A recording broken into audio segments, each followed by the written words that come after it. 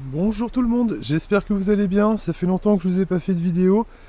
Je me suis dit aujourd'hui je vais sur le Pierre des Ruchers et je vais vous faire une vidéo sur justement sur la mortalité des ruches. Je me suis dit pourquoi pas aller sur le Pierre Rucher pour parler des mortalités des ruches. Vous inquiétez pas, c'est pas le cas. J'ai pas de problème de mortalité, tout le monde a l'air d'aller bien. Je sais pas si vous vous rappelez, j'ai changé la reine de cette ruche là, de cette ruche qui est là-bas. Et on la visitera au printemps.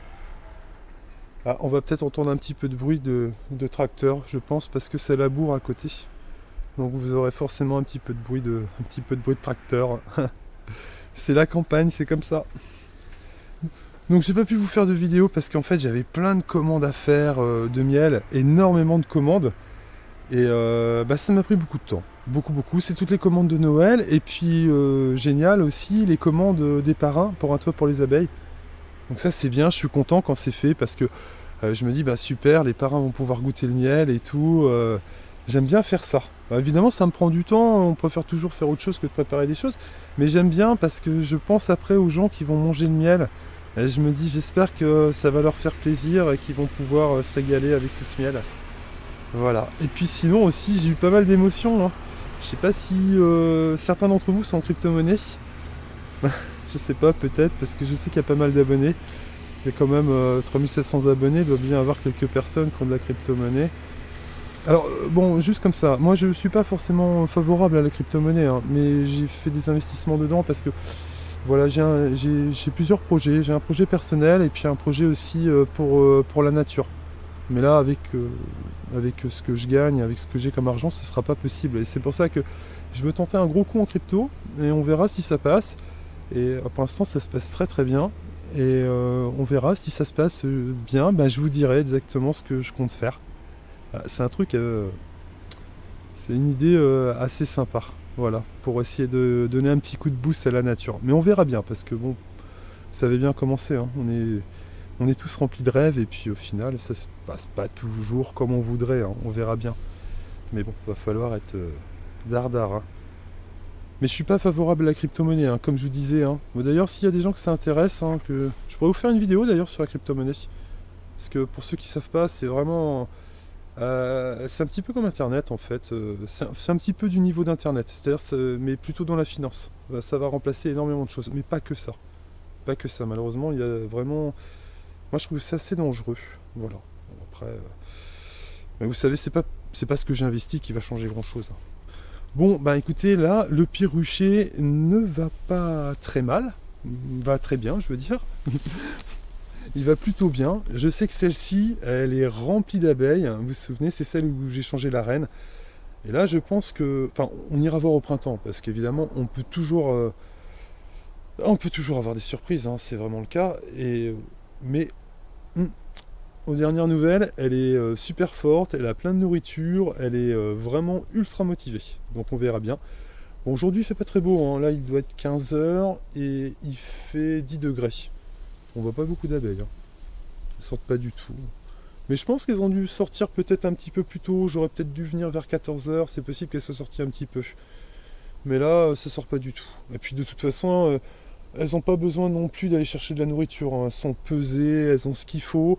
Celles qui n'ont pas assez de nourriture, voilà, je leur ai remis des petites réserves. Et voilà quoi. Donc c'est cool. C'est cool. Et comment dire, donc on va parler des mortalités des ruches. Voilà, on va essayer de faire un petit résumé, en fait, de qu'est-ce qu'on peut faire pour améliorer ça.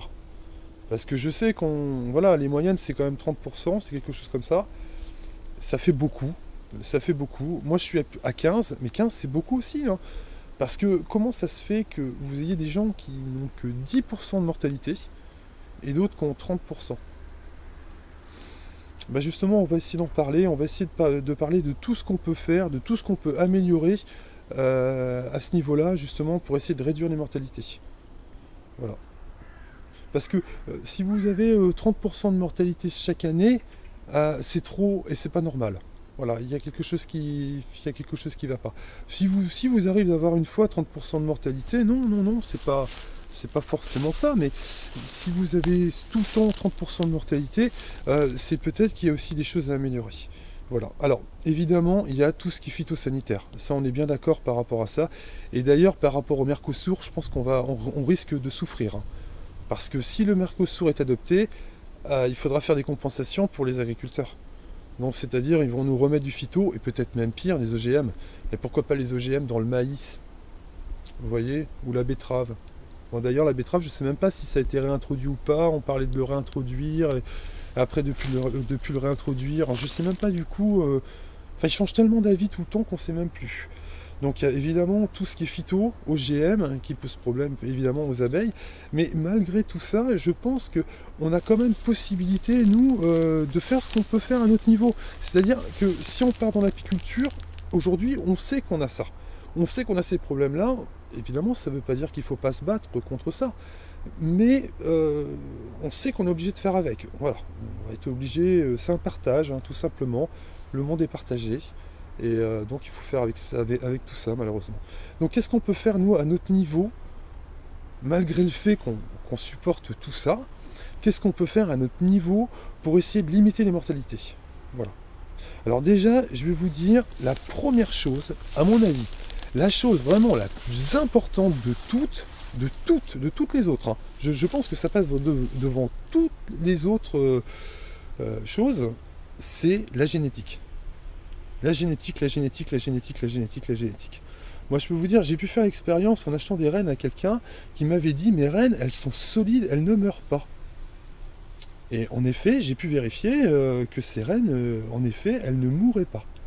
Vu qu'elles étaient marquées, je pouvais vérifier qu'en effet, la reine, elle avait 3 ans, 4 ans, que la ruche était toujours là, que ça fonctionnait toujours bien. Et moi, mes rennes ne vivaient pas du tout aussi longtemps. Pas du tout. J'avais beaucoup plus de mortalité.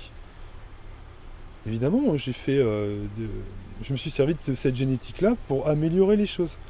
Mais c'est là que je me suis rendu compte à quel point la génétique est importante dans la mortalité des abeilles. C'est très important. Il faut essayer de tout simplement sélectionner des ruches qui ne meurent pas. On a tous des ruches qui ne meurent pas. Il faut savoir qu'en plus, la ruche qui ne meurt pas, c'est peut-être aussi une ruche qui se défend mieux du varroa. Aussi. Donc, je pense que ça doit être un critère important dans la sélection de sélectionner des ruches solides qui tiennent et qui ne meurent pas. C'est très important. Parce que c'est vrai qu'on dit souvent dans la sélection, on dit oh oui, on va regarder le miel, la tenue des 4, les maladies, tout ça c'est super important, attention, c'est hyper important. Mais je pense que la mortalité des ruches qui tiennent le coup, qui ne meurent pas, ça montre une génétique qui est probablement assez costaud.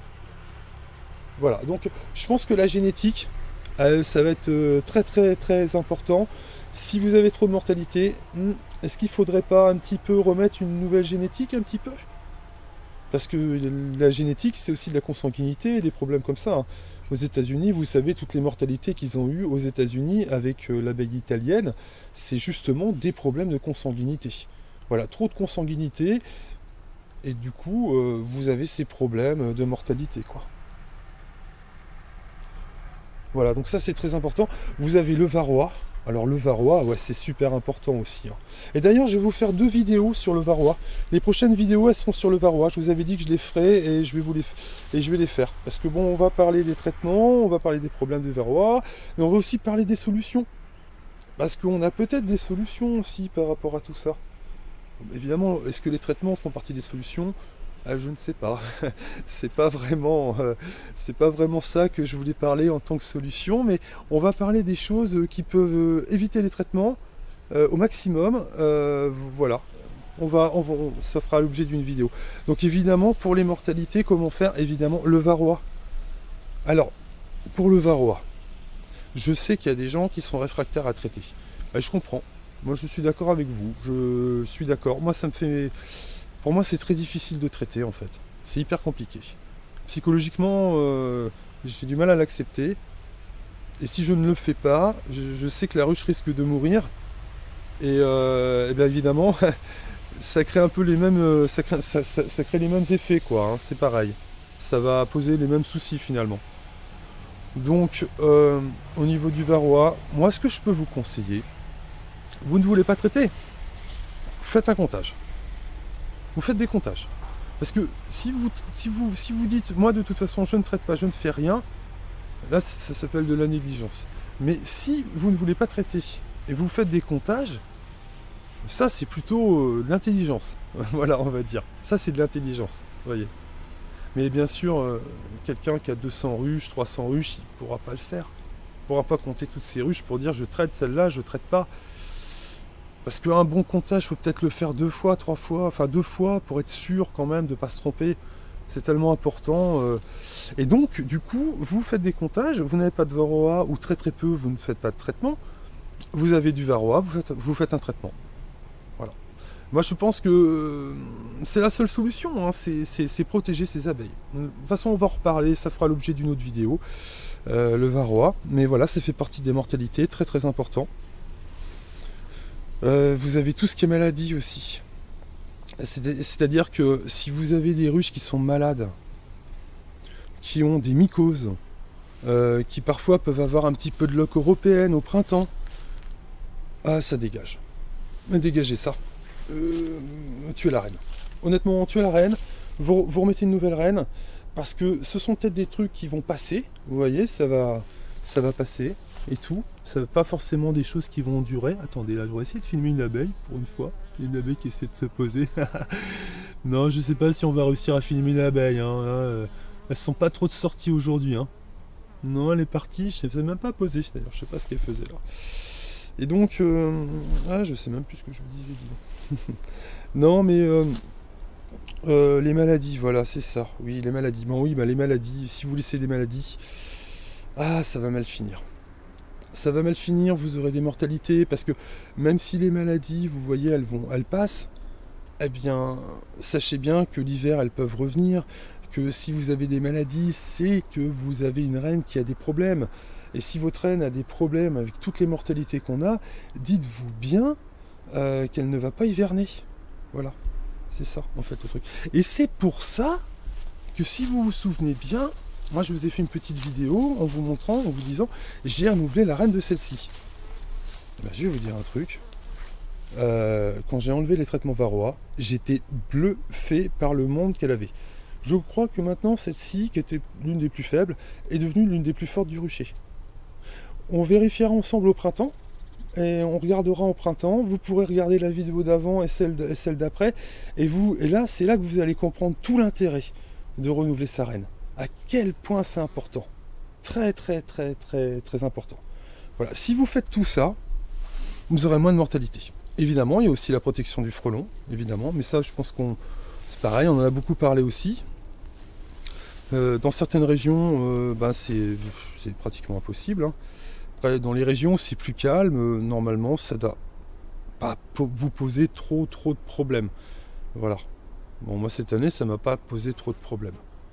Voilà. Et puis avec les temps de frelons en plus, c'est quand même vraiment bien, vraiment pratique. Ça marche vraiment extrêmement bien quand même. Voilà. Après bon, vous avez d'autres pièges aussi. Moi c'est celui que je préfère perso parce que voilà, il protège la tente et tout. On en a déjà parlé, vous savez bien de toute façon. Voilà ce que je voulais vous dire par rapport aux maladies. Voilà. Alors j'ai peut-être oublié des choses. Ouais, d'ailleurs je pense à un truc que je n'ai pas pensé à vous dire, mais ça c'est moins important, mais ce qui peut être bien aussi pour l'hiver, alors il y a des trucs aussi, vous savez, par rapport aux ruches, on va vous dire, une ruche ne craint pas le froid. Oui et non, j'ai envie de dire. En fait, une ruche moyenne ou une très belle ruche ne craint pas le froid, ça c'est sûr. Par contre, une ruche faible, vous savez, parfois, vous voyez cette ruche là, et bien parfois vous pouvez avoir des abeilles sur moins de la moitié, hein. Ah ouais, c'est assez fréquent malheureusement. Et c'est là que c'est très intéressant finalement de fermer en dessous. Vous voyez, vous fermez en dessous, vous mettez tout simplement un plancher là, que vous faites glisser sous le plancher tout simplement. Bon, c'est fait exprès, hein, les gens qui sont apiculteurs connaissent bien. Ou ce que vous pouvez faire aussi, c'est mettre une partition. Mais ça, la partition, il vaut mieux la mettre au mois de septembre, au mois d'août, vous voyez, quand ça commence à se réduire, si vous voyez que ça se réduit. Parfois, malheureusement, ça se réduit en plein hiver et on ne peut pas faire grand-chose. Même parfois ça s'est réduit et ça réaugmente après, donc c'est pas évident, il faut réduire un petit peu, ça peut être bien pour la chaleur et tout, voilà, c'est un petit truc en plus. Donc je sais pas si j'ai pensé à tout, peut-être que j'ai des choses que j'ai oubliées, peut-être qu'il y a des choses pour vous qui seraient importantes à dire au niveau des mortalités, au niveau de qu'est-ce qu'on peut faire pour améliorer et limiter les mortalités des ruches. N'hésitez pas à mettre en commentaire, à mon avis ce serait vraiment intéressant de le mettre. Voilà, pour que tout le monde puisse profiter un petit peu de l'expérience de chacun. Moi je vous ai dit ce que je pensais de tout ça, mais il y a peut-être des choses qu'on peut rajouter, même des petites choses, hein. Vous savez, parfois les petites choses, c'est le petit coup de main en plus pour les abeilles. Voilà ce que je voulais vous dire, et puis je voulais vous souhaiter un très très bon week-end, et je vais vous dire à bientôt.